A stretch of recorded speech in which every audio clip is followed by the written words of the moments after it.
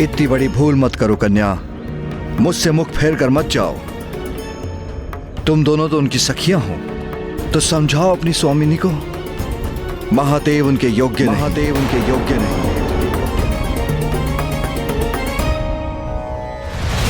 प्रतीत होता है ऐसे शांत नहीं होंगे अब आप। आपका उचित उपचार करेंगे हम। ये अचानक मेरे मन में बेचैनी कैसी?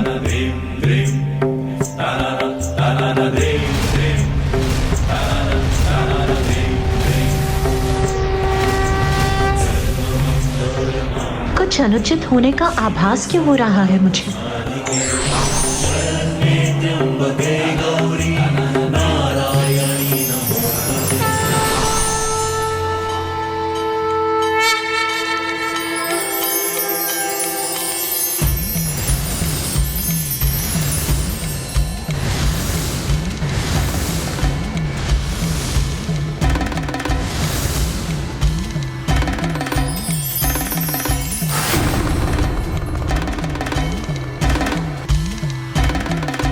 प्रभु, चंद्र भी पूर्ण हो गया उनके माथे की शोभा। त्रिलोचन त्रिकाल की जग में लागे अलौकिक ये आभा। किसी दिव्य शक्ति का आभास क्यों हो रहा है मुझे, जिसने मेरे बढ़ते हुए पग को मत कर दिया है?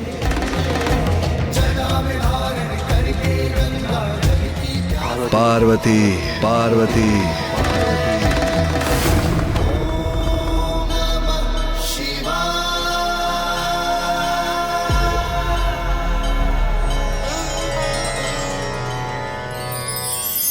पार्वती, पुनः मुझे स्वयं से वंचित कर रही हो।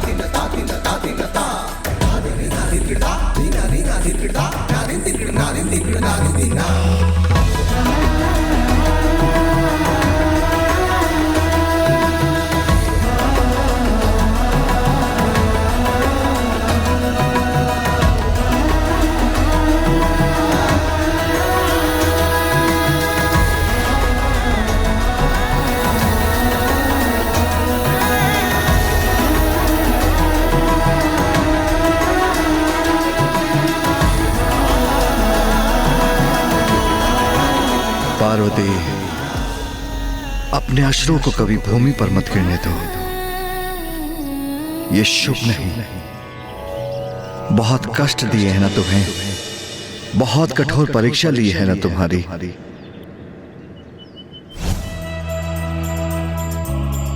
प्रिय, अपने अश्रुओं को कभी भूमि पर मत गिरने दे। ये शुभ नहीं। स्वामी, आपको पाने के लिए तो मैं अनेकों बार ऐसी परीक्षा और तपस्या का सामना करने के लिए प्रस्तुत हूँ।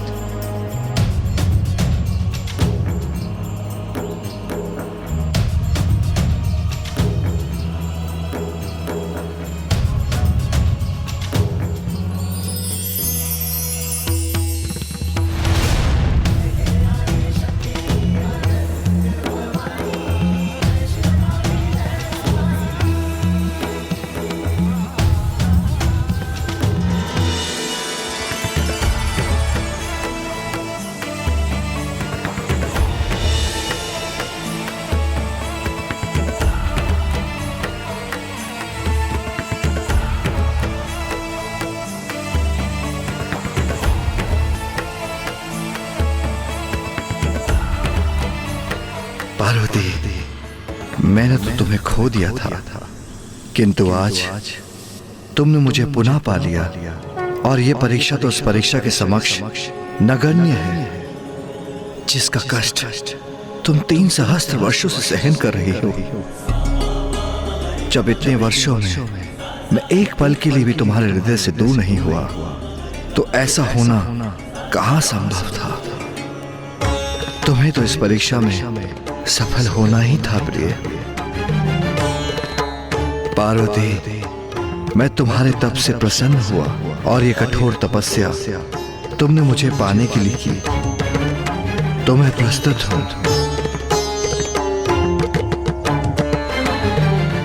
तो आओ, अब हम अपना विवाह संपन्न कर लें।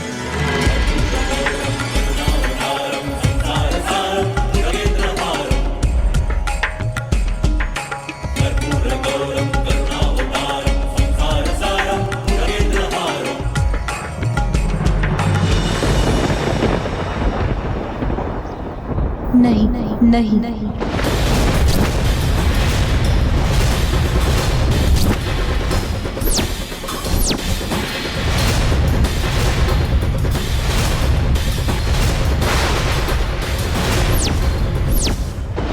माता पार्वती ने महादेव का प्रस्ताव अस्वीकार कर दिया, किंतु क्यों?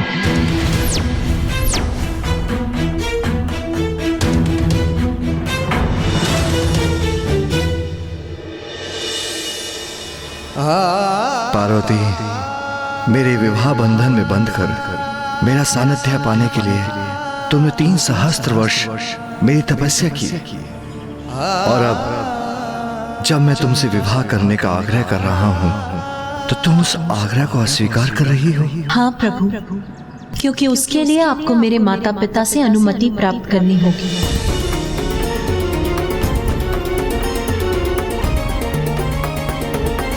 तुम आदि शक्ति हो, स्वयं प्रकृति हो। मैं निर्गुण हूं, निराकार हूं। अपने भक्तों की भलाई के लिए हम आकार धारण करते हैं, जिससे शक्ति और शिव का संयोग बना रहे। तो फिर इस दिव्य घटना हेतु मुझे किसी की अनुमति की भला क्या आवश्यकता?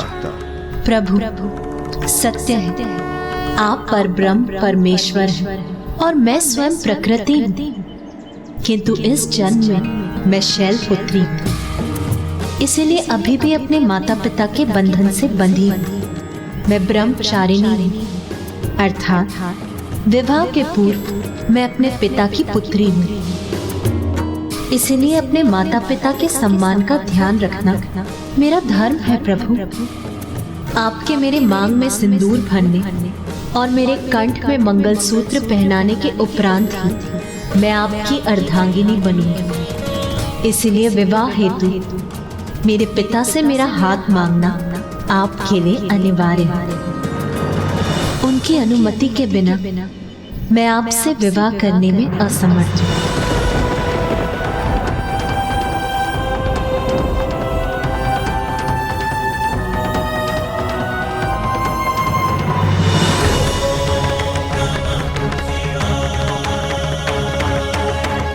माता तो चली गई, किंतु माता पार्वती और महादेव का मिलन अब दूर नहीं।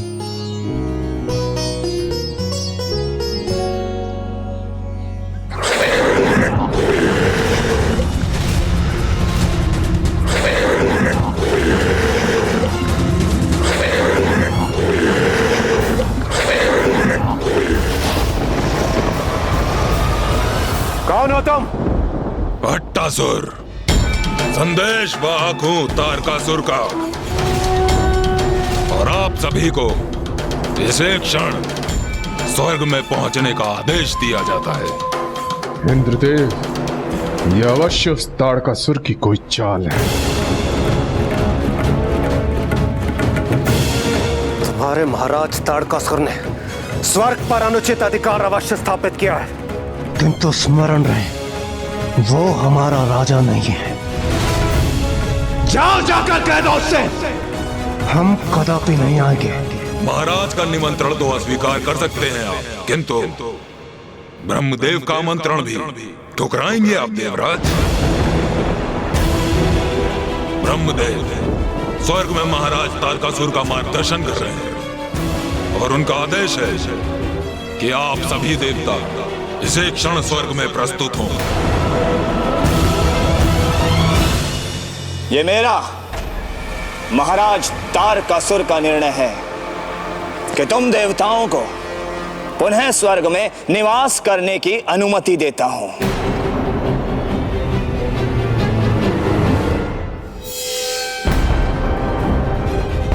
ओह, तो इसमें अवश्य ही कोई ब्रह्मदेव की योजना निहित है। तारकासुर, आप तो महान हैं, आप अत्यंत उदार हैं। हाँ। उदार तो मैं हूं, किंतु स्मरण रहे तुम मेरे अधीन हो और मेरे राज्य की देखभाल करने के लिए नियुक्त किए जा रहे हो। ये भ्रम मत पालना कि पुनः देवराज के पद पर स्थित हो गए हो तुम। हाँ हाँ तारकासुर, आप आश्वस्त रहे। हाँ वत्स तारकासुर, उचित निर्णय लिया है तुमने। यहाँ का दायित्व देवताओं को सौंपकर इन तुच्छ कार्यों के लिए तुम्हें अपनी ऊर्जा व्यर्थ करने की आवश्यकता नहीं है।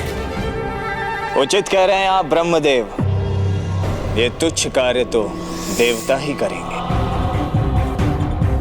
और मेरा ध्यान केंद्रित होगा मेरी मायावी नगरी शोणितपुर के निर्माण पर। जिसका कल आज मेरी एवं मेरे असुर वीरों की प्रतीक्षा कर रहा है, जहां अब हमें जाना ही होगा।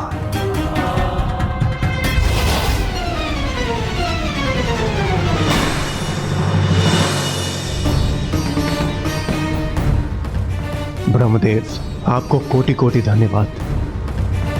आपकी कृपा के कारण हम सभी देवताओं को एक बार पुनः स्वर्ग को अपना निवास स्थान बनाने का अवसर प्राप्त हुआ।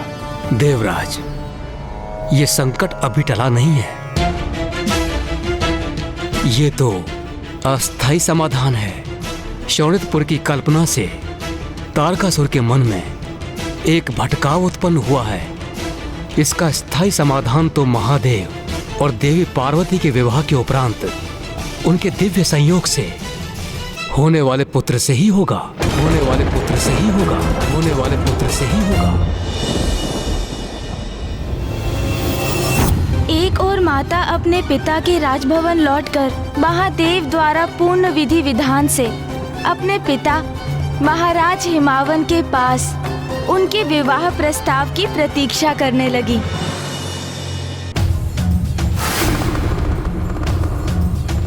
और दूसरी ओर वहां कैलाश में समस्त देवता बड़े ही सहज भाव से महादेव के पास ये विनम्र निवेदन लेकर पहुंचे कि वो महाराज हिमावन के पास माता पार्वती से अपने विवाह का प्रस्ताव भेजे। महादेव, कृपा कर और विलंब मत कीजिए। हाँ महादेव, देवी पार्वती अपने पिता के वहाँ लौटकर प्रतिदिन प्रतिपल इसी प्रतीक्षा में होंगी कि आप कब उन्हें वहाँ लेने के लिए पहुँचेंगे।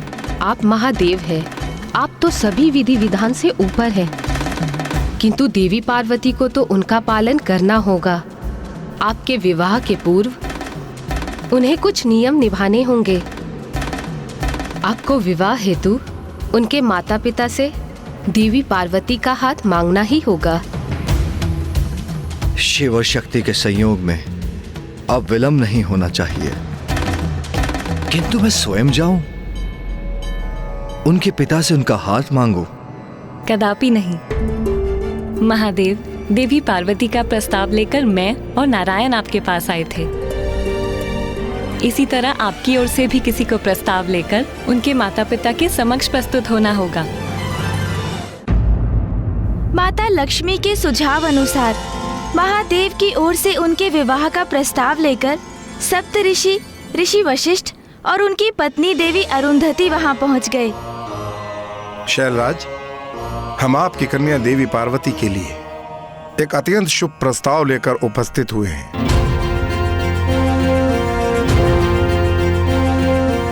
हम ब्रह्म परमेश्वर महादेव की ओर से प्रस्ताव लेकर आए हैं। आप अपनी कन्या देवी पार्वती का हाथ उनके हाथ में देकर उनके पानी ग्रहण की अनुमति दीजिए महाराज।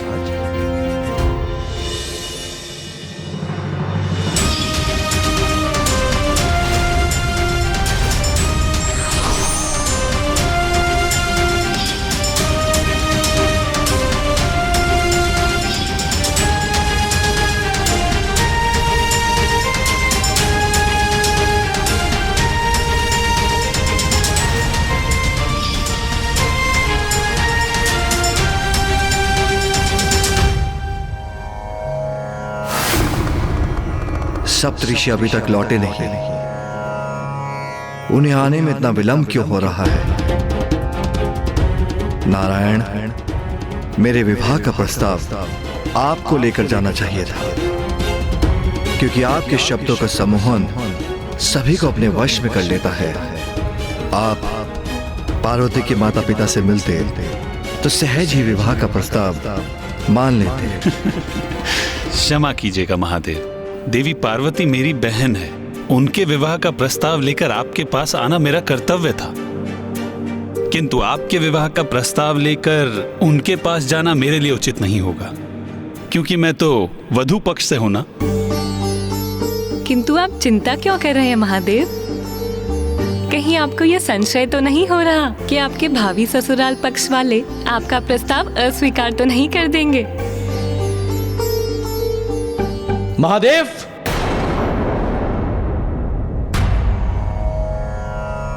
प्रभु, सप्तऋषि और माता अरुंधति लौट आए हैं।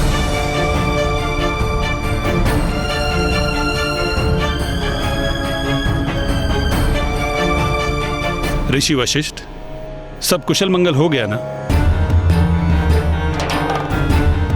आप सब लोग शांत क्यों हैं? क्या हुआ? कहीं महादेव और देवी पार्वती के विवाह में कोई अवरोध तो उत्पन्न नहीं हुआ ना?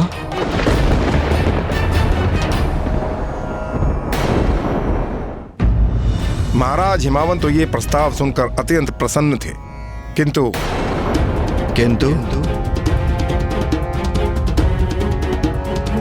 किंतु माता मैना प्रसन्न नहीं थी। ऋषि वशिष्ठ, मैं अभी आई ऋषिवर।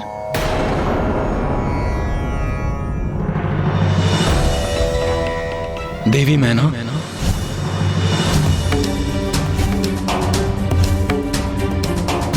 तो क्या देवी मैना ने इस विवाह प्रस्ताव को अस्वीकार कर दिया? नाथ, आपको तो भली भांति ज्ञात है, उसने तप करने का हठ किया तो मैंने हृदय कठोर कर उसे जाने दिया, किंतु अब जब वो इतने दीर्घ समय के उपरांत लौटी है तो इतनी शीघ्र स्वयं से दूर जाने की अनुमति उसे कैसे दे दूं?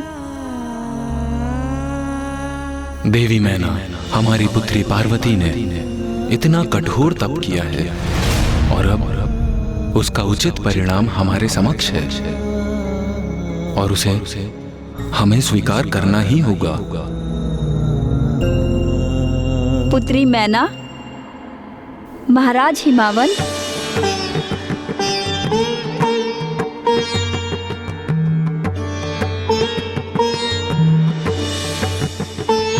माता, मैं देवी मैना को हमें ज्ञात है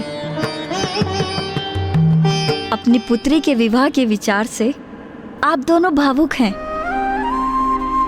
किंतु पुत्री मैना, ये तो एक नारी के जीवन का आवश्यक चरण है।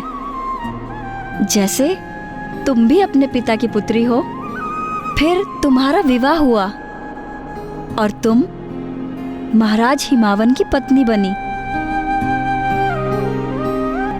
अपने माता पिता का साथ त्याग कर आप महाराज हिमावन के साथ यहाँ हिमालय पर्वत में अपनी गृहस्थी संभाली। ये तो एक ना एक दिन होना ही है ना? हाँ देवी मैना, माता उचित कह रही हैं और हमें यह भी नहीं भूलना चाहिए कि तुमने हमारी पुत्री पार्वती को एक विशेष प्रयोजन हेतु जन्म दिया है और उसकी नियति उसकी प्रतीक्षा कर रही है।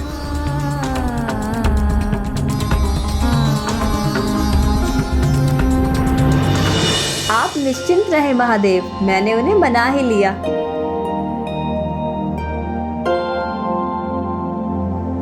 मैंने कहा था ना, मेरी पुत्रवधू अरुंधति का जाना लाभप्रद हुआ। उसने स्थिति को संभाल लिया। तो महादेव, फिर प्रतीक्षा किस बात की? अब तो आप बारात ले जाने के लिए तैयारी कीजिए। महादेव, अब विलंब अनुचित है। महाराज हिमावन और माता मैना कन्यादान करने के लिए आतुर हैं। मेरे प्रभु का विवाह होने वाला है। हर हर महादेव।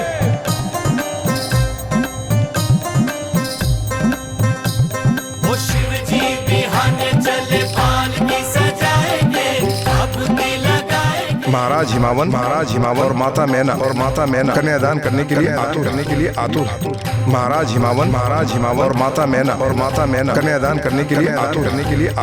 महाराज हिमावन और माता मैना कन्यादान करने के लिए आतुर। रुकिए आप सभी, शांत हो जाइए। यदि महाराज हिमावन ने कन्यादान किया तो बहुत बड़ा अनर्थ हो जाएगा।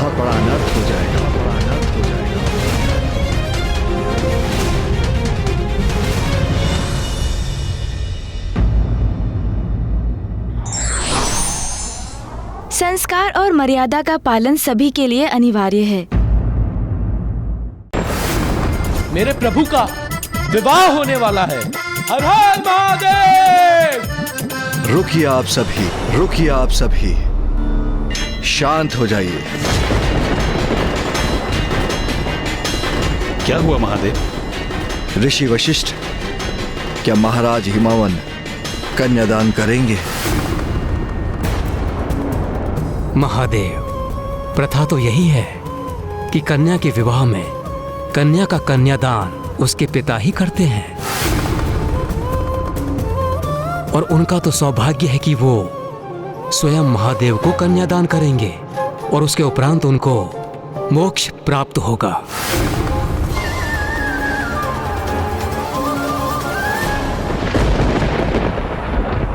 किंतु मैं कुछ भी समझने में असमर्थ हूं। क्या हुआ? आप सभी की चिंता का कारण क्या है? महाराज हिमावन और देवी मैना ने यदि महादेव को कन्यादान किया तो उसके पुण्य के प्रताप से उन्हें उसी पल मोक्ष प्राप्त हो जाएगा, और यदि ऐसा हुआ तो संसार से हिमालय अदृश्य हो जाएगा, और हिमालय तो संसार की तपोस्थली है। यदि वो अदृश्य हो गया तो सब ऋषि मुनि कहां तप करेंगे?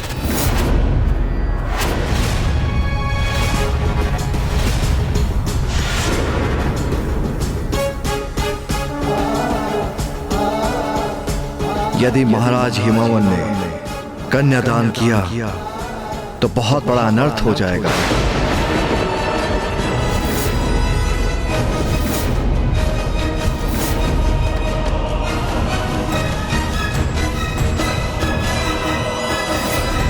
ये एक अत्यंत विचित्र और विकट परिस्थिति उत्पन्न हो गई।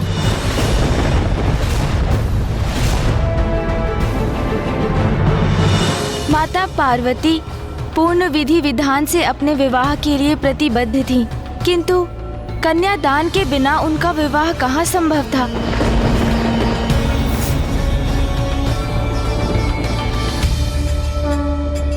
ये कैसे असमंजस की स्थिति उत्पन्न हो गई थी ब्राह्मण देवता?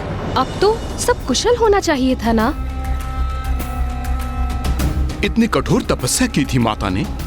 जब उसका सुफल प्राप्त करने का समय आया तो उनके मनोरथ में एक और विघ्न आ गया। तो क्या इस उलझन को सुलझाने का कोई उपाय नहीं था?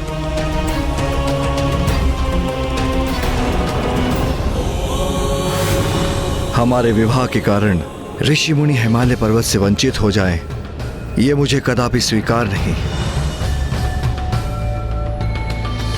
और देवी पार्वती जो स्वयं प्रकृति है, उन्हें भी कहां स्वीकार होगा कि उनके कन्यादान करने से हिमालय पर्वत संसार से लुप्त हो जाए।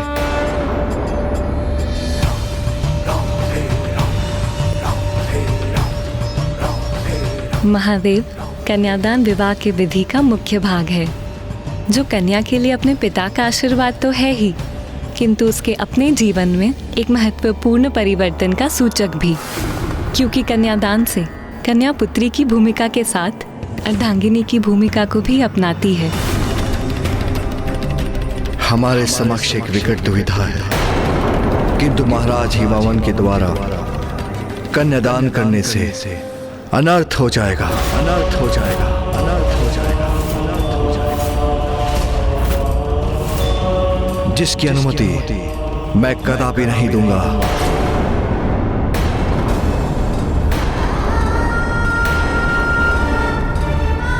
ऋषिवर, इस समस्या का फिर क्या समाधान हो सकता है?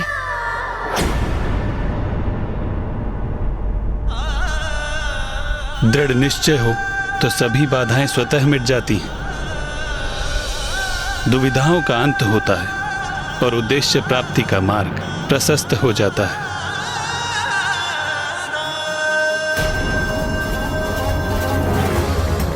महादेव और देवी पार्वती का विवाह अवश्य होगा।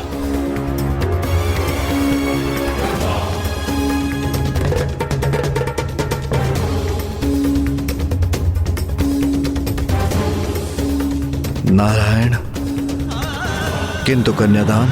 आप वर हैं महादेव, आप चिंता मत कीजिए और आप सभी बारात की तैयारियां कीजिए। शेष आप मुझ पे छोड़ दीजिए। मुझे ज्ञात है कि इस समस्या के निदान के लिए कौन उपयुक्त है। नारायण नारायण। प्रणाम देव ऋषि नारद। पधारिए देव ऋषि नारद, आसन ग्रहण कीजिए।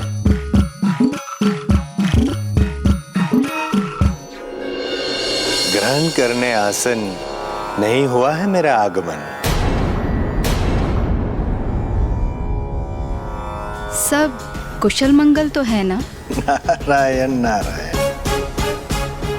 महारानी मैना, आपकी चिंता का नहीं कोई विशेष कारण। देवादिदेव महादेव और देवी पार्वती का अवश्य होगा लगन। महारानी मैना, अभी अभी मैं कैलाश से ही आ रहा हूं और वहां भी अत्यंत उत्साह है। सभी में और सभी उत्साहित होकर बारात की तैयारी कर रहे हैं बड़े उमंग से।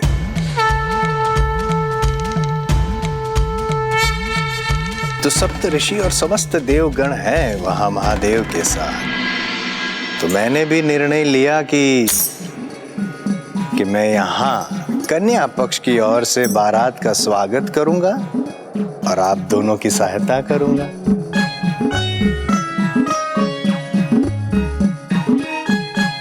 आपके इस शुभ विचार से हम कृतार्थ हुए देव ऋषि नारद। इस शुभ अवसर पर आप हमारे साथ हैं, ये हमारा परम सौभाग्य है। नारायण नारायण। माता मैना, देवी पार्वती तैयार हो चुकी है।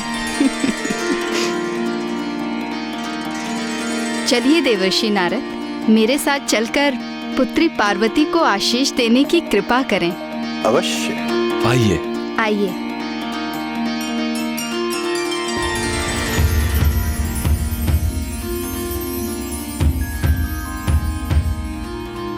पुत्री पार्वती,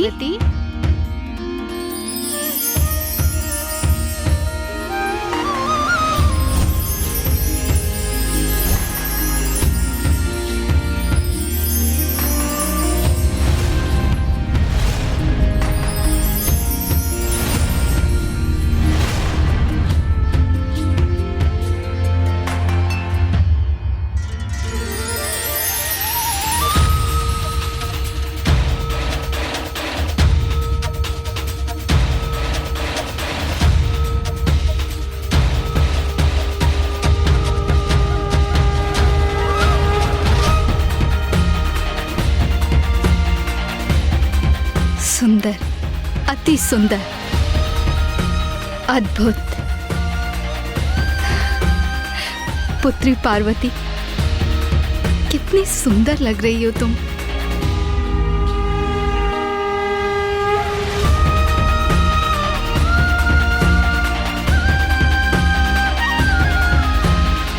पुत्री पार्वती, देवर्षि नारद कैलाश से यहाँ तुम्हें आशीष देने आए हैं। कैलाश से?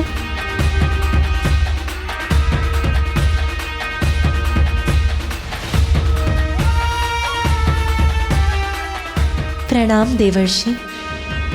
स्वयं माँ आदि शक्ति ने पुत्री के रूप में जन्म लिया है आपके घर।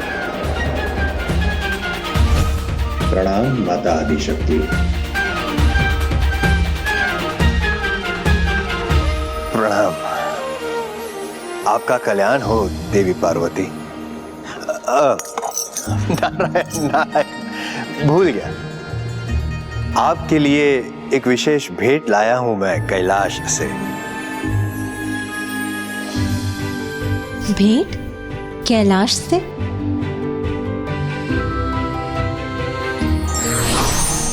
विशेष रूप से मात्र आपके लिए, स्वीकार कीजिए।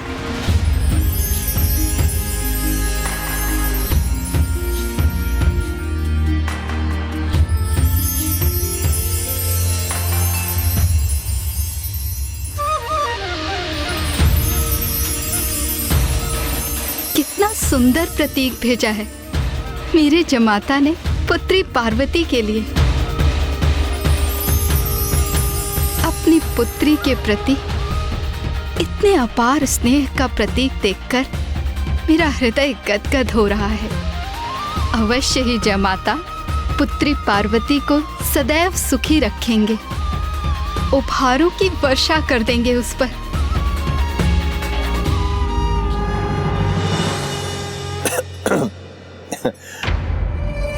महारानी मैना, ये विशेष उपहार आपके होने वाले जामाता महादेव ने नहीं, माँ लक्ष्मी और नारायण ने भेजा है। मेरी पुत्री ने इतने कष्ट सहे हैं उन्हें पाने के लिए, तो क्या ये उचित नहीं होता कि महादेव उसके लिए ये उपहार भेजते? किसी भी माँ के लिए अपने संतान के सुख की कामना स्वाभाविक है, किंतु मांगलिक कार्यों में धैर्य आवश्यक है।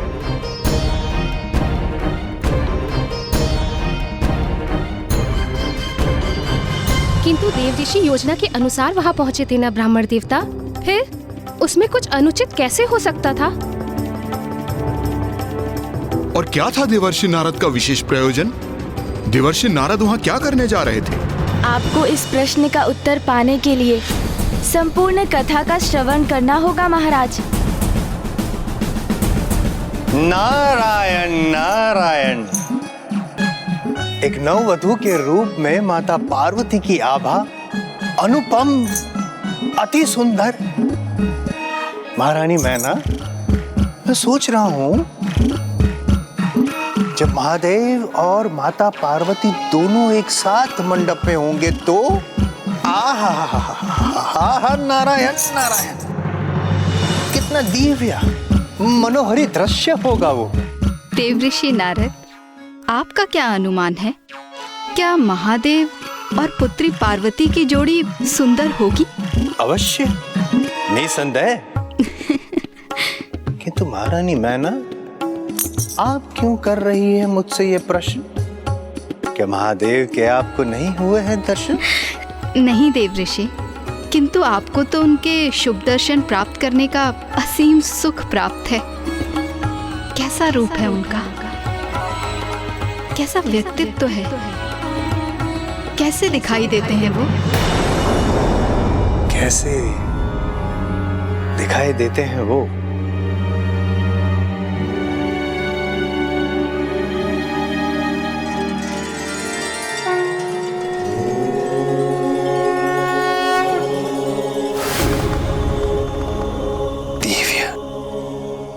दिव्य है वे, दिव्यता की प्रतिमूर्ति है वे,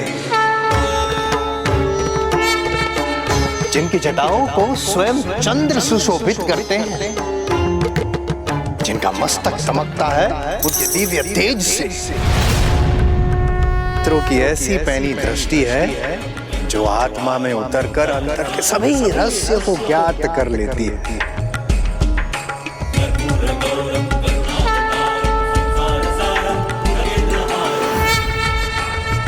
शब्दों से परे है, शब्दों से परे हैं जिनके रूप का वर्णन ऐसे दिव्य सुंदरता के स्वामी हैं महादेव। महादेव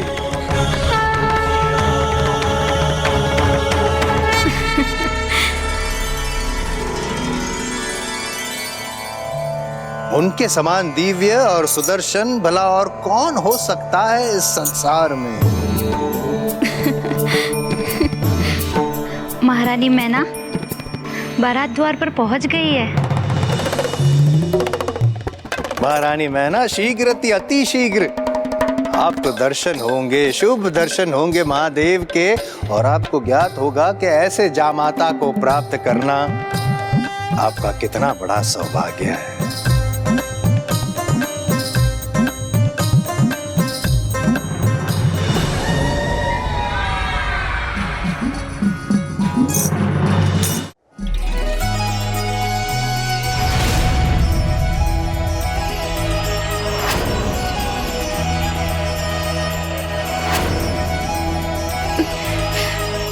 सखी पार्वती, बारात आ गई है। पल पल बढ़ता पगी उमा का, शिव से करने चली मिलाप। अनुपम ये संयोग अनोखा, होगा अब ये पुनर्मिलाप। व्याकुल ये हृदय और नैना, पार्वती शिव मिलेंगे आज। कितनी सुंदर और भव्य बारात है। इस बारात के दर्शन यहीं से कर लेते हैं। पार्वती शिव मिलेंगे आज, पार्वती शिव मिलेंगे आज।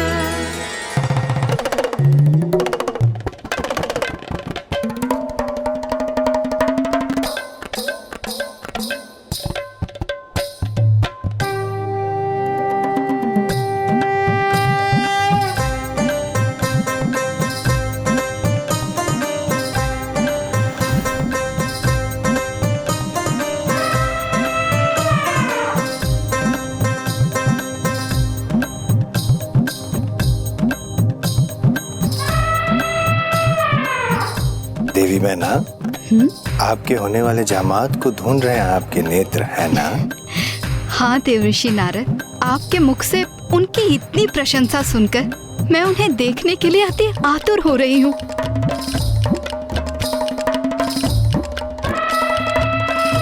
बताइए ना देवऋषि, इस समूह में कहाँ हैं वे? बताइए ना देवऋषि।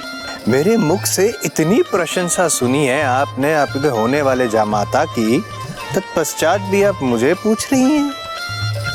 जरा उधर देखिए, खुद ढूंढिए, पहचानिए। अवश्य देवऋषि।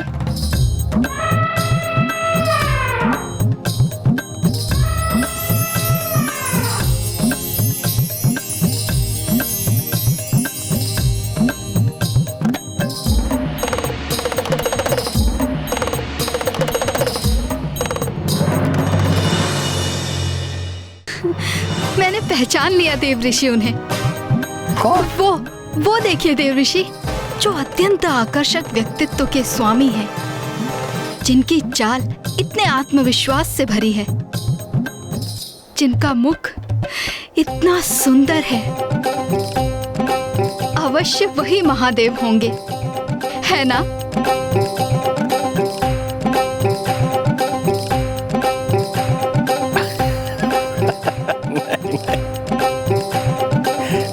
नहीं महारानी मैना, उनका सौंदर्य तो महादेव के निकट भी नहीं। वे हंसराज हैं, गंधर्व के राजकुमार और महादेव के प्रिय भक्त। ओह,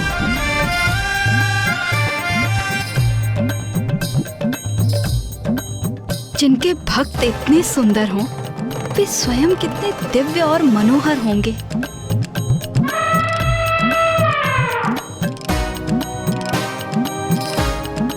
जिनकी जटाओं को स्वयं चंद्र सुशोभित करते हैं।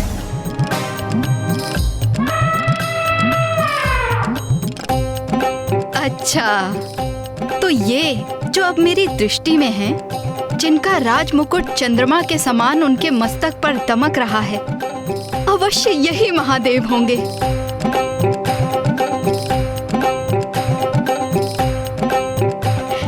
है ना? नहीं, जिनका मुखमंडल उनके शीतल प्रकाश से दमक रहा है, वो महादेव नहीं है, स्वयं चंद्रदेव है।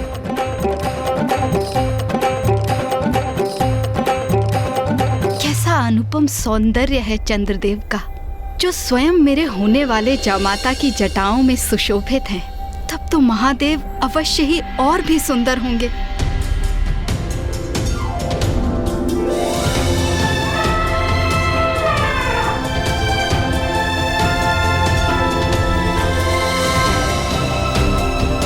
जिनका मस्तक दमकता है उस दिव्य तेज से।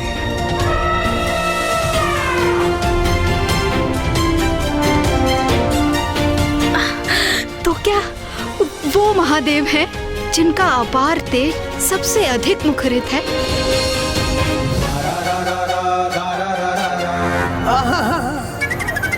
जिनके तेज से समस्त संसार को ऊर्जा प्राप्त होती है, वो महादेव नहीं है, सूर्यदेव है।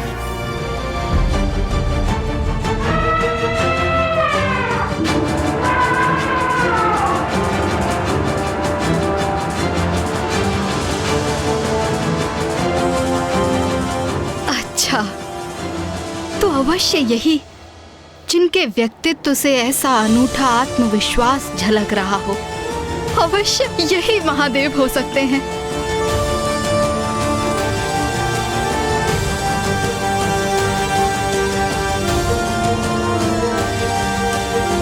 महारानी, जिन्होंने अपने तप से इतना अनुपम आत्मविश्वास प्राप्त किया है, वो इंद्रदेव है।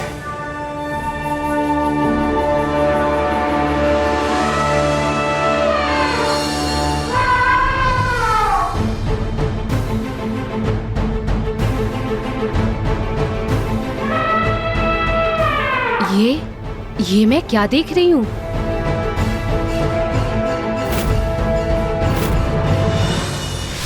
क्या हुआ? माता अकस्मात चिंतित क्यों हो गई? क्या अब भी विवाह में कोई विघ्न था?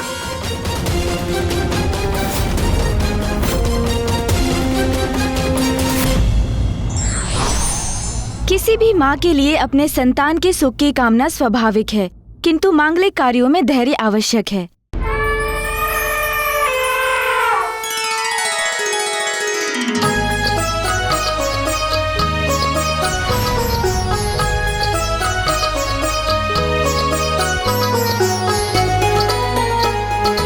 इतने दिग्गज देवताओं, तेजस्वी गंधर्वों के दर्शन करने का सौभाग्य प्राप्त हो रहा है मुझे, और इन सभी से भी उच्च स्थान पर स्थित देवों के देव हैं मेरी प्रिय पुत्री के भावी स्वामी महादेव। धन्य है मेरी पुत्री।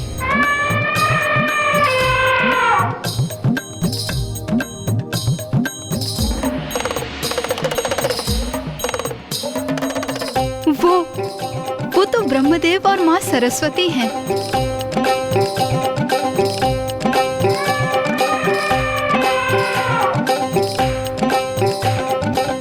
महाराज, महारानी, वो देखिए।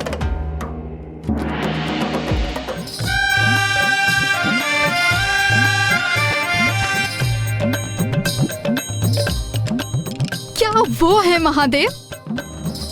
वो है मेरे जमाता, हमारी पुत्री के भावी पति, हमारे जमाता। नारायण नारायण, ना ना ना ना ना, विष्णुदेव हैं। संसार के पालनहार श्री हरि नारायण स्वयं उपस्थित हो रहे हैं इस विवाह में। महारानी मैना, जब आपको नारायण का व्यक्तित्व इतना मोहक प्रतीत हो रहा है, तो जब आप महादेव को देखेंगी आप, तभी उनकी दिव्यता का आभास होगा आपको। महादेव के अनुपम शोभा का वर्णन तो मेरे शब्दों के परे है।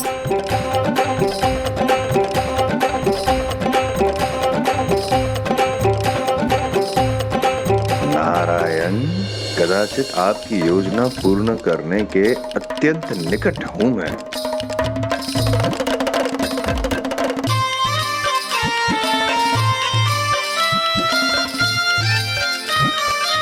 जिनके मित्र, सगे संबंधी इतने मनमोहक, आकर्षक और दिव्य व्यक्तित्व के हों, वे महादेव स्वयं कैसे दिखते होंगे, यही देखने के लिए मैं लालायित हो रही हूँ।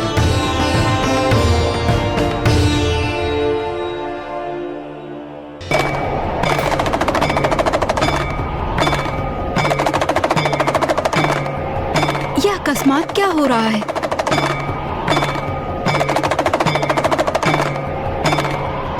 देव ऋषि नारद, ये महादेव के संग ये कौन है? अघोरी मलंग। गण भूत प्रेत आदि महादेव के प्रिय है।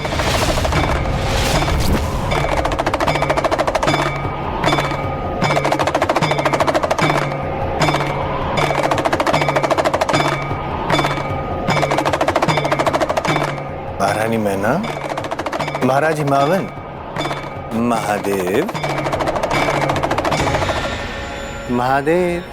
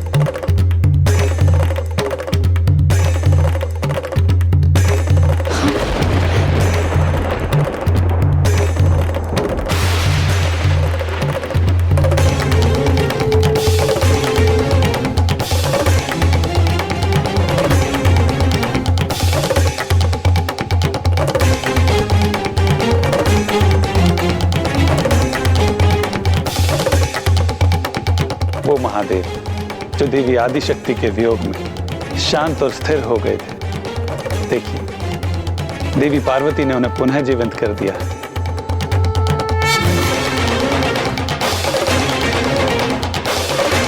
ये क्या? इस अघोरी से मेरी पुत्री का विवाह होगा?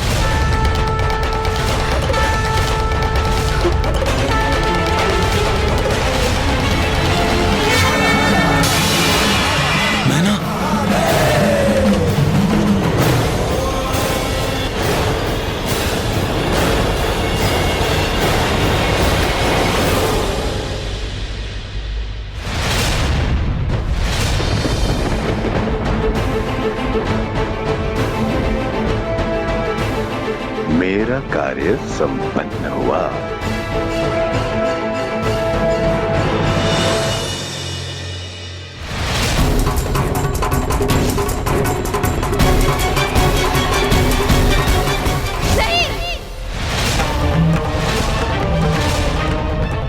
माँ,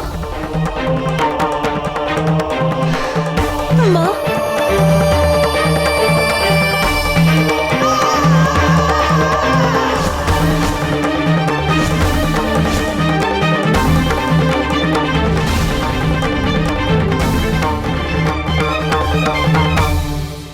पार्वती, क्या ये हैं वो जिनके लिए तुमने 3 सहस्र वर्षों तक कठोर तपस्या की?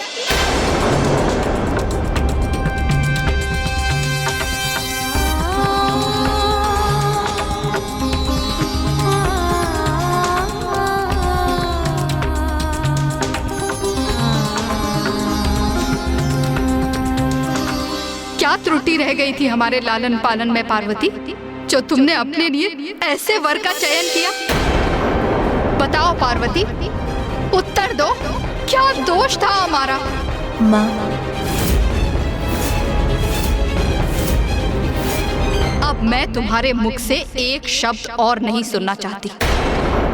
अपने इस निर्णय से तुमने मेरा और अपने पिता का अपमान किया है। इतने सर्वश्रेष्ठ गंधर्वों एवं देवताओं के होते हुए तुमने उनकी अर्धांगिनी बनने का विचार क्यों किया? माँ, और तुम दोनों कैसी सखियां हो तुम दोनों? तुमने तो उनके दर्शन किए थे ना, तो क्या ऐसे पति की कामना करती हो तुम अपनी सखी के लिए? क्या तुम सबकी मति मारी गई है? नहीं माता, जब हमने उन्हें देखा था तब। बस बस बस।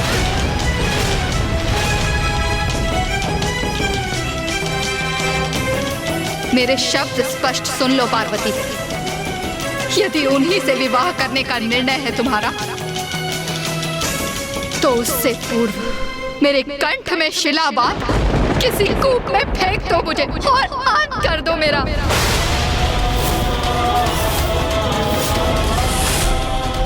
यदि विवाह मंडप में अब भी उन अघोरी के साथ बैठने की इच्छुक हो तुम, तो तुम्हें मेरी अर्थी पार करके जाना होगा पार्वती।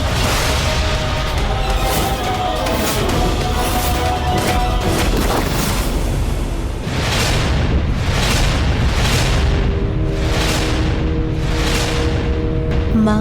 नहीं पार्वती, अब एक शब्द और नहीं कहोगी तुम, क्योंकि तुम्हारा कोई भी शब्द मेरे द्रवित हृदय को सांत्वना नहीं दे सकता।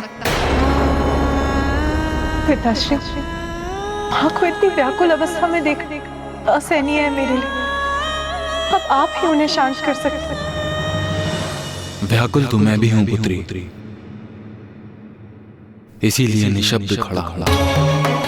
हमारी प्यारी पुत्री पार्वती का विवाह एक अघोरी के साथ, इसकी हमने कदापि कल्पना नहीं की थी।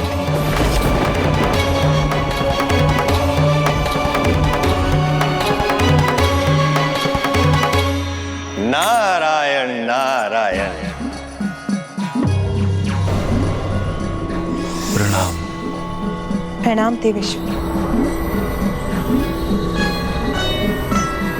महाराज हिमावन, महारानी मैना, बारात आ चुकी है द्वार पर। आपको करना है इनका स्वागत, किंतु आप दोनों तो स्थित है किसी विचलित अवस्था में, जैसे कोई अघटित घटना की आपको हुई हो आहट।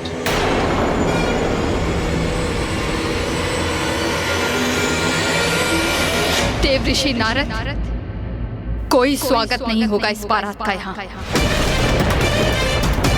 ये संदेश उन्हें दे दीजिए और साथ ही लौटने के लिए भी कह दीजिए।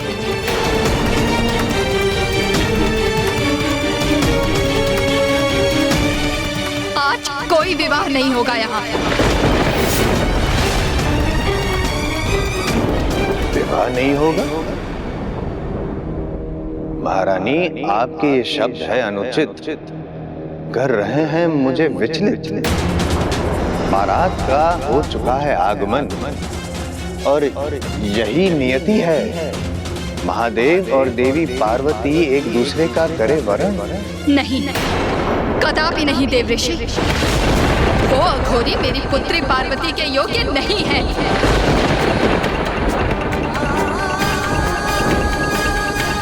देव ऋषि आपने और सप्त ऋषियों ने सबने छल किया है हमारे साथ। आप सभी को भली भांति ज्ञात था कि वो एक अघोरी हैं।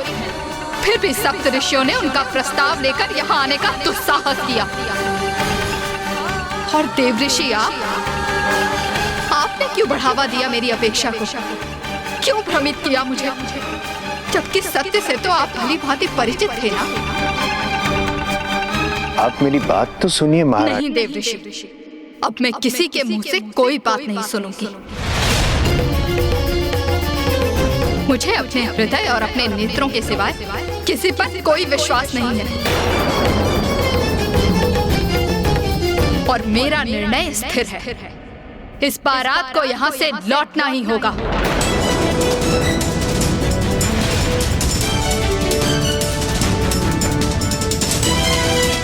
नारायण नारायण, ये तो और भी विकट परिस्थिति उत्पन्न हो गई है यहाँ। मुझे ऐसा प्रतीत होता है कि महाराज हिमावन और महारानी मैना के हृदय में हमने आवश्यकता से अधिक संशय पैदा कर दिया। हिमालय पर्वत अपने स्थान पर स्थिर रहे इसलिए ये संशय उत्पन्न किया था हमने। महादेव को अघोरी रूप में देख हिमावन के मन में संशय उत्पन्न हो और कन्यादान के पश्चात उन्हें इनका समुचित फल प्राप्त न हो, जिस कारण बिना मोक्ष के उनका अस्तित्व सदा बना रहे। किंतु उसका ऐसा परिणाम होगा ये हमें ज्ञात नहीं था। किंतु सत्य तो ये भी है कि शिव और पार्वती अभिन्न हैं। उनकी इच्छा के विपरीत उन्हें एक दूसरे से अलग नहीं किया जा सकता। सत्य है, शिव और शक्ति को कौन विलग रख सका है? ये तो असंभव है।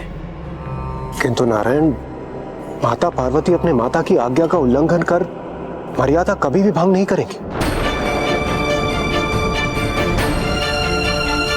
और यदि माता मैना ने महादेव को अपने जमाता के रूप में स्वीकार नहीं किया तो फिर इस समस्या का समाधान कैसे होगा?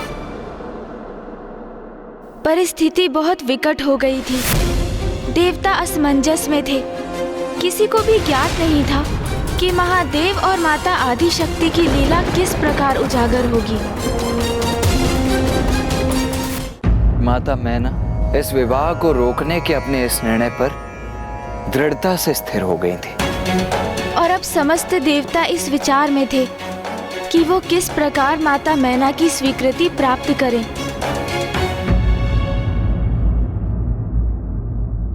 देवी मैना, समस्त देवता, ऋषि, मुनि सभी आपके द्वार पर पधारे। यहाँ तक कि स्वयं महादेव आपके द्वार पर पधारे और आपने उन सभी का अपमान कर दिया। सर्वथा अनुचित किया आपने। महाराज हिमावन की अर्धांगिनी होते हुए यह आपको शोभा नहीं देता। क्षमा करें नारायण, किंतु शोभा तो ये आपको भी नहीं देता कि आप यहाँ आकर एक माँ को विवश करें ताकि वो अपनी पुत्री का हाथ एक अघोरी के हाथ में दे दे। देवी मैना, मैं आपसे धृष्टता नहीं करना चाहती ब्रह्मदेव, इसलिए आप मुझसे कुछ भी कहने की चेष्टा ना करें। देवी मैना सुनो तो। विवश तो मैं हूँ ये समझने में नाथ कि ये कैसा षड्यंत्र है मेरी पुत्री के विरुद्ध। आप सभी को यहाँ देखकर ऐसा प्रतीत होता है जैसे आप मेरी पुत्री पार्वती की आहुति देना चाहते हैं। देवी मैना, देवी मैना।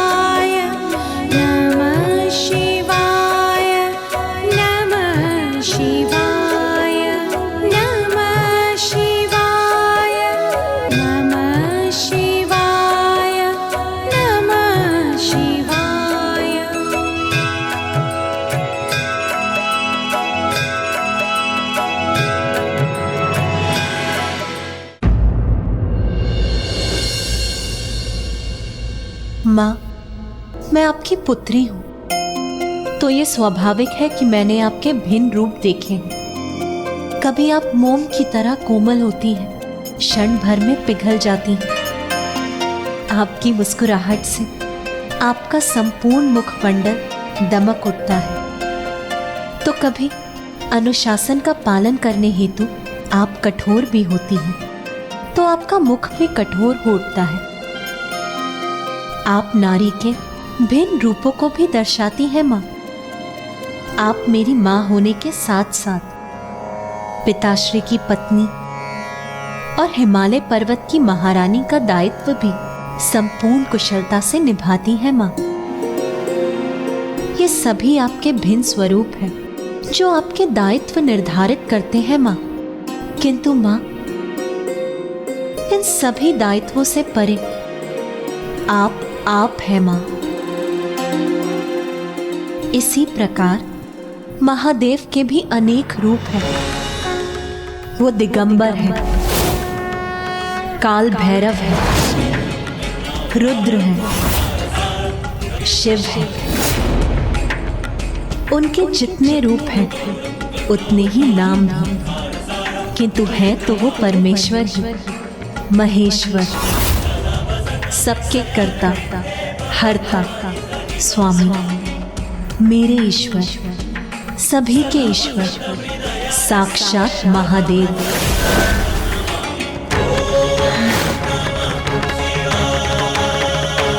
वो महादेव आपकी पुत्री के तप से प्रसन्न होकर हमारे द्वार पर उपस्थित है और समस्त देवी देवता मेरे और महादेव के विवाह के आनंद में आपके द्वार पर उत्सव मना रहे हैं। इससे बड़े सुख की बात भला और क्या हो सकती है माँ? मेरी नियति महादेव ही है, इसीलिए आप भी अपने मन से सभी शंकाओं को त्याग दीजिए माँ और इस विवाह को होने की अनुमति दीजिए। यह आपकी पुत्री का अपनी माँ से निवेदन है माँ।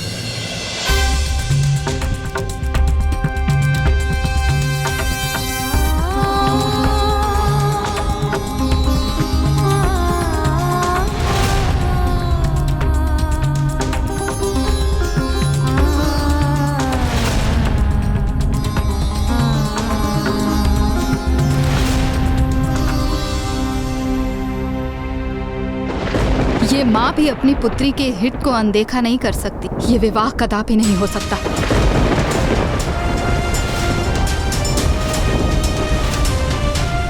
उस अघोरी को यहाँ से बारात लेकर वापस जाना होगा। ये एक पुत्री की माँ का निर्णय है।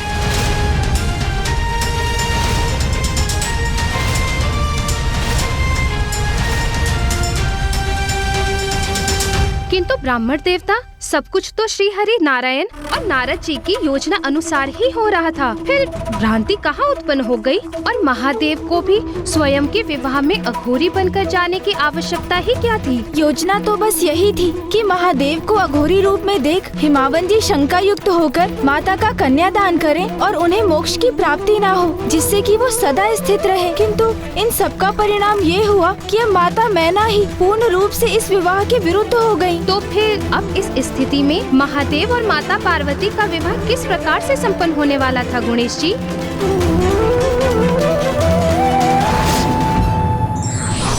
संतान के प्रति माँ की चिंता स्वाभाविक है, किंतु सत्य का तथ्य जाने बिना किसी भी निष्कर्ष पर पहुँचना भूल करवा सकता है। श्री हरि नारायण एवं देवर्षि नारद की योजना के अनुसार महादेव भस्म विभूत होकर एक अघोरी के रूप में बारात लेकर पहुँचे, जिन्हें देख माता मैना और शैलराज हिमावन चकित एवं दंग रह गए। किंतु इन सब के पीछे यदि एकमात्र आशय था तो वो बस इतना कि महादेव को अघोरी रूप में देख माता मैना और हिमावन शंका से भर जाएं और यही शंका उनके मोक्ष प्राप्ति का बाधा बने, जिससे कि संसार के समस्त ऋषि मुनियों को उनकी तप स्थली हिमालय से वंचित न होना पड़े। आज यहाँ कोई विवाह संपन्न नहीं होगा। तुम्हें उस अघोरी को त्यागना ही होगा पुत्री। माँ, महादेव निर्गुण है तो सगुण है, महादेव कुरूप है तो स्वरूप भी, किंतु महादेव के समस्त रूपों का वर्णन तो कोई भी नहीं कर सकता, क्योंकि उनके स्वरूपों का पूर्ण ज्ञान किसी को भी नहीं। जब श्री हरि नारायण, ब्रह्मदेव और स्वयं मैं उनके अनंत रूपों की था नहीं ज्ञात कर सकते, तो और कोई अन्य कैसे उनका रूप ज्ञात कर सकता है? सत्य है, शिव तो अपने अनंत रूपों में सर्वत्र व्याप्त हैं और शक्ति उनकी पूरक है। यही सत्य है। समस्त संसार में जो कुछ भी घटित हो रहा है वो महादेव की ही लीला है। वो महादेव आपकी पुत्री के तप से प्रसन्न होकर हमारे द्वार पर उपस्थित है। इससे बड़े सुख की बात भला और क्या हो सकती है माँ? मेरी नियति महादेव ही है, इसीलिए उन्हें मेरा पानी ग्रहण करने दीजिए माँ।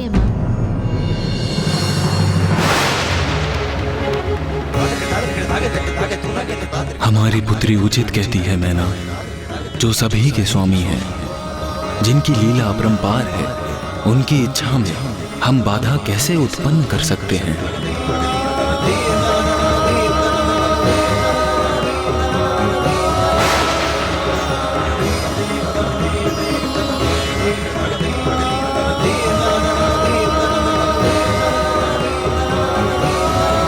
नाथ, आपके दिगंबर रूप के दर्शन करके माँ अत्यंत सशंकित है। कृपा कर अपने मनोहर रूप के दर्शन देकर उनकी ये चिंता दूर कीजिए।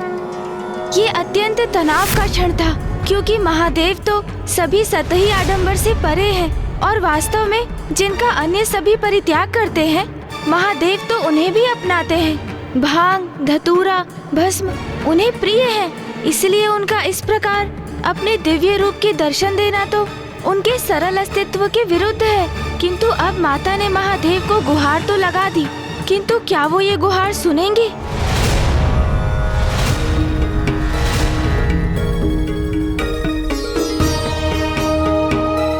माँ, अब संकोच मत करिए और चलिए मेरे साथ। चलिए, किंतु कहाँ?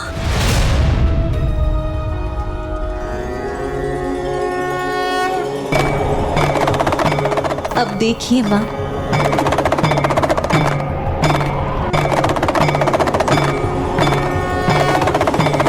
लगता है मैंने प्रभु को इतना भला बुरा जो कह दिया, इसलिए कदाचित वो यहाँ से लौट गए हैं। माता, आपको एक अद्भुत और दिव्य अनुभव होने जा रहा है, इसीलिए अब आप अपने नेत्र बंद कीजिए और उनका ध्यान कीजिए।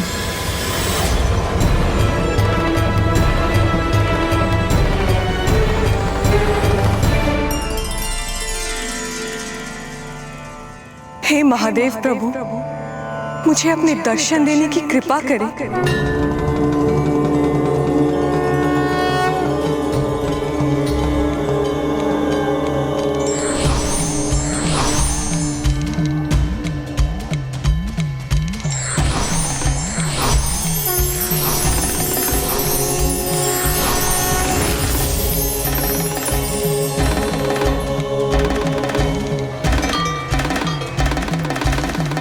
चंद्र भी पूर्ण हो गया बन के माथे की शोभा,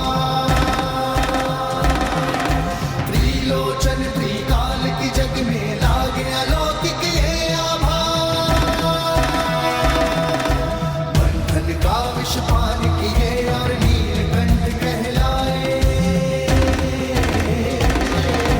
जटा में धारण करके गंगा जग की प्यास बुझाए।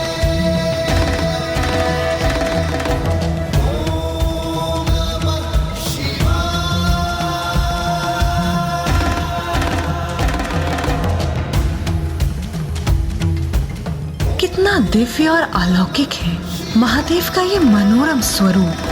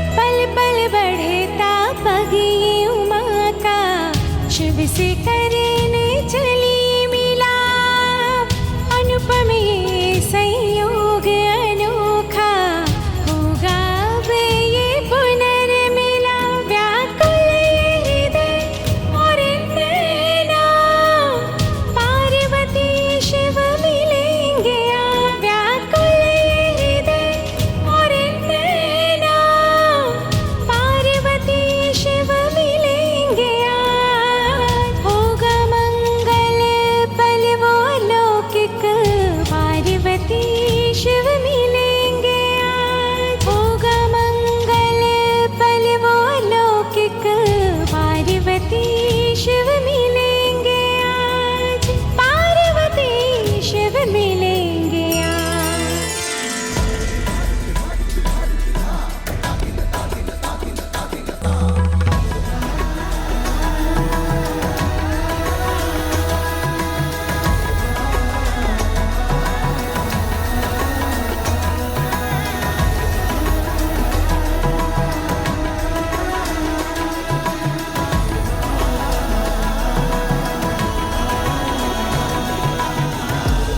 अंततः महादेव और माता पार्वती के विवाह का योग बन ही गया। तो अब तो सब कुशल था ना ब्राह्मण देवता? हाँ महाराज, माता मैना और महाराज हिमावन महादेव के मनोरम रूप के दर्शन कर शांत हो गए, किंतु महादेव के प्रति उनके हृदय में एक संदेह, एक संशय उत्पन्न हो चुका था। संशय तो ऐसा भाव है कि एक बार उत्पन्न हो जाए तो पूर्ण रूप से कभी नहीं मिटता।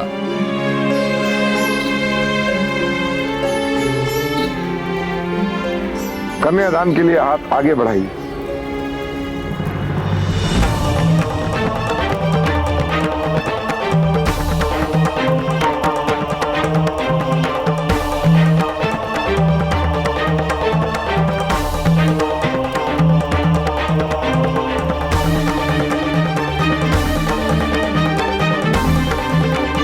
पिताश्री रुक क्यों गए?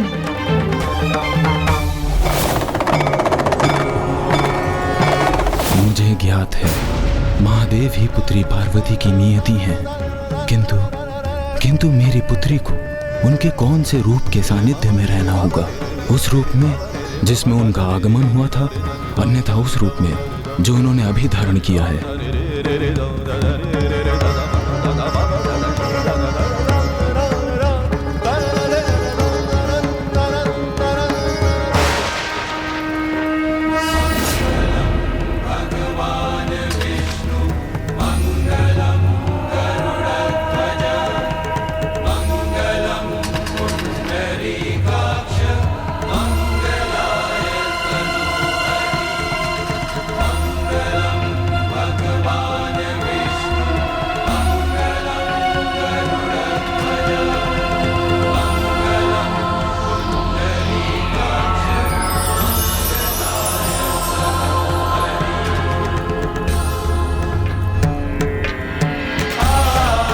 नारायण देवी आदि शक्ति के प्रिय भ्राता हैं।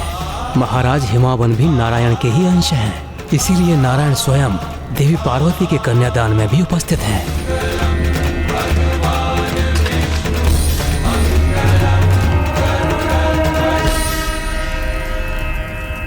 सुख दुःखानि सर्वाणि त्वया सह विभज्यते, यत्तत्त्वं वहं तत्र प्रथमतः ब्रवीमि। कुटुम्बरक्षकार्यास्तामि अबालपुत्रहदिदम्, अस्मि नास्ति च सन्तुष्टा द्वितीयसा द्विहितम्। रुद्रो भक्तिरता नित्यं सदैव प्रियभाषिणी, भविष्यामि पदेच्चैव तृतीयसा प्रविहितम्। आर्ते आर्ता भविष्योमि सुखदुःखा विभागिनी, तवाज्ञा पालयाम्यामि कन्या भूर्यपदे।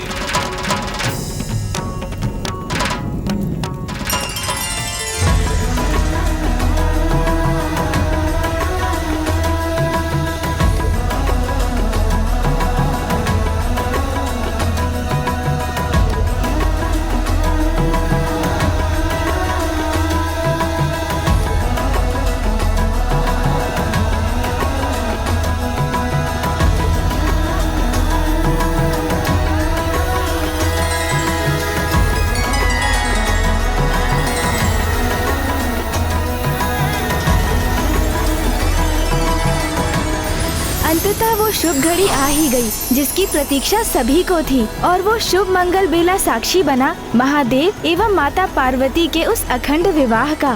किंतु सत्य तो ये भी था कि महाराज हिमावन ने शंका युक्त होकर पुत्री पार्वती का कन्यादान किया था, जिसके फल स्वरूप उन्हें मोक्ष की प्राप्ति नहीं हुई और वे सदा के लिए धरा पर ही रह गए।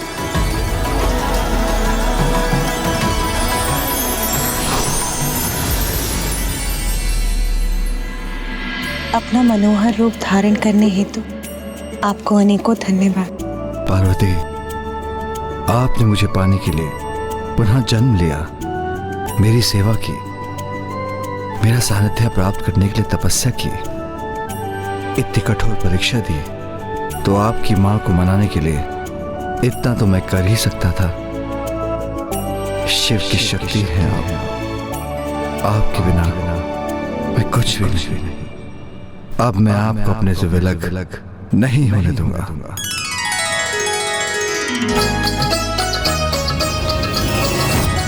ब्राह्मण देवता, आपके माध्यम से माता पार्वती और महादेव की शुभ विवाह की कथा सुन हम कृतार्थ हुए।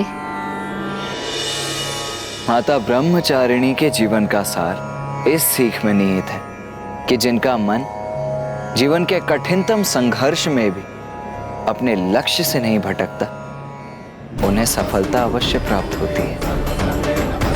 और माता ब्रह्मचारिणी की पूजा करने वाले भक्त जीवन के सभी सुख भोगते हुए मोक्ष प्राप्त करते हैं।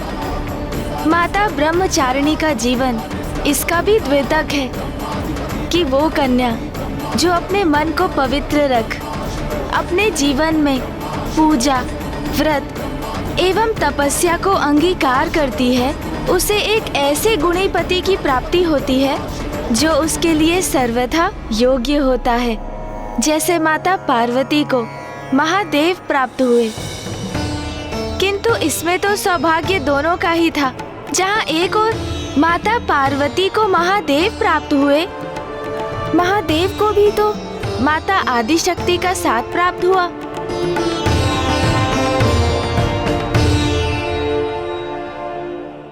महाराज, माता, अब आप भी अपने नेत्रों को बंद कीजिए और अपने द्वितीय चक्र स्वाधिष्ठान चक्र पर अपना ध्यान केंद्रित रख माता ब्रह्मचारिणी की प्रार्थना कीजिए।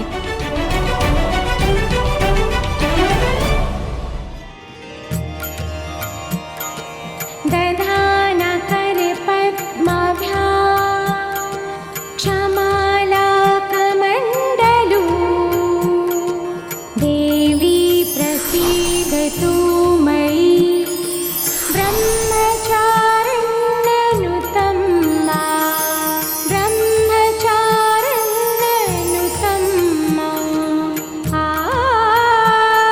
स्वाधिष्ठान चक्र पर ध्यान केंद्रित कर माता की पूजा कर मुझे अपने भीतर एक अद्भुत ऊर्जा के संचार का अनुभव हो रहा है।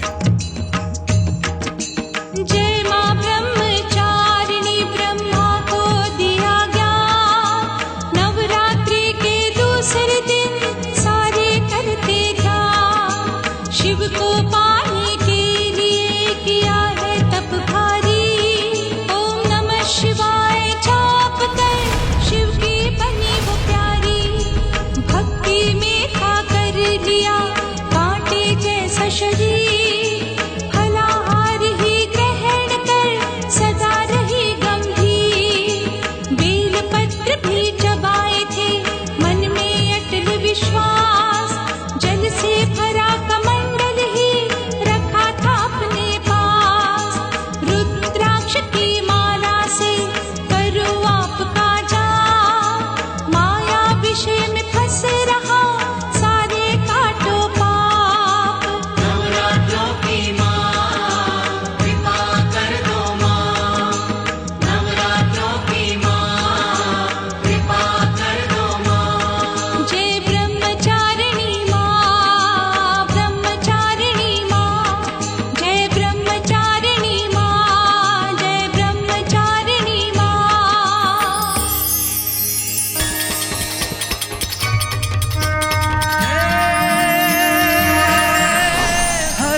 कमल और कर में कमंडल माता ब्रह्मचारिणी।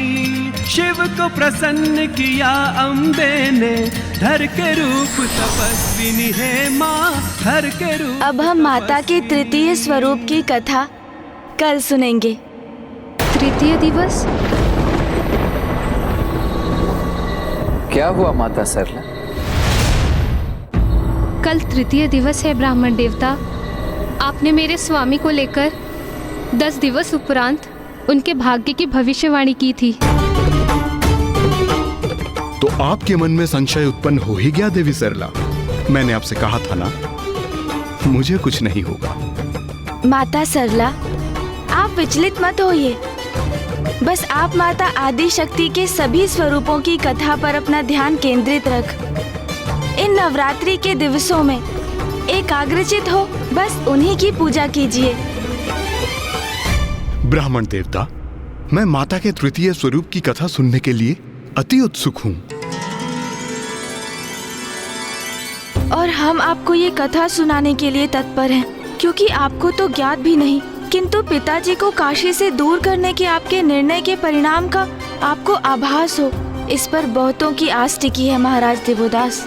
माता के प्रत्येक दिवस की कथा के उपरांत जैसे जैसे आपकी कुंडलिनी का एक एक चक्र जागृत होता जाएगा, पिताश्री को काशी से दूर रखने की अपनी भूल का आभास आपको स्वतः ही हो जाएगा। और साथ ही आपको ये भी समझ आएगा कि क्यों आपके जीवन में अब मात्र 9 दिवस ही शेष रह गए हैं।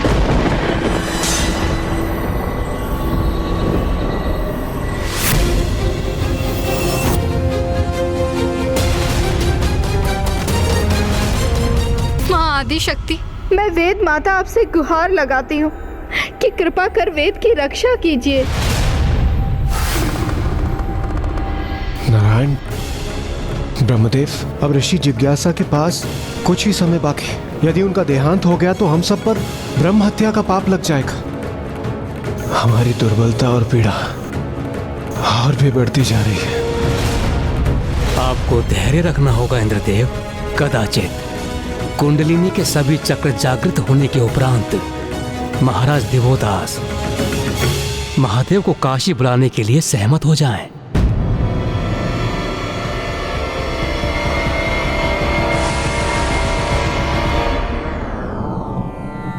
ब्राह्मण देवता, हम माता आदि शक्ति के तृतीय स्वरूप की कथा सुनने के लिए अति आतुर हैं। माता आदि शक्ति की तृतीय स्वरूप है माता चंद्रघंटा। माता चंद्रघंटा।